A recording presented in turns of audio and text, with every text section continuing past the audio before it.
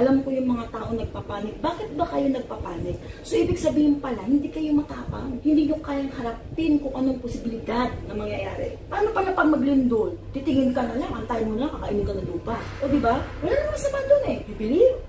Maniwala kayo. Ayaw nyo, di, wag nyo. Diba? Ganun lang yun.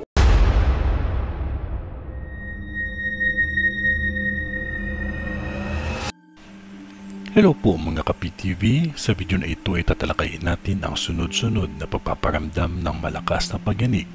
Paulit-ulit ipinakita kay Madam sa kanyang vision at nakakapanlumo talaga ito.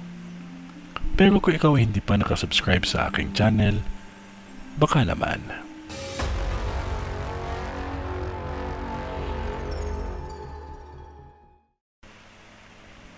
Marami na akong na-post sa Manila. Ngunit ipapaalala ko muli sa inyo ang post na iyon dahil nakita ko sa vision ko sa Manila or Metro Manila ang sunod-sunod na pagpaparamdam ng lindol na naman. Ang tanging pinapalalangin ko ang Batangas ay huwag na dumanas muli sa isang lindol.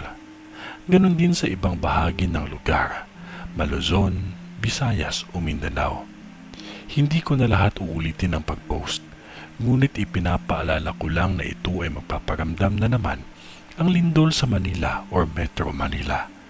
Ngunit ang dasal ang mas makapangyarihan at iba yung paghahanda at pag-iingat.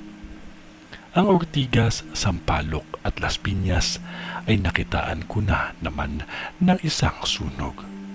At sana ay huwag na mangyari dahil ang hirap na mawalan ng tirahan.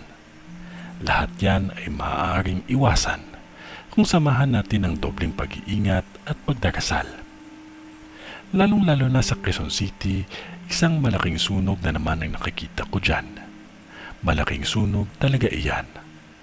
Rojas Boulevard sa tapat ng dagat, isang gusali ang magliliyab ng biglaan. Isang pagsabog na hindi inaasahan.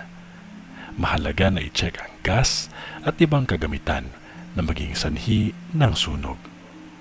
Itong lahat ay mangyayari pa lamang.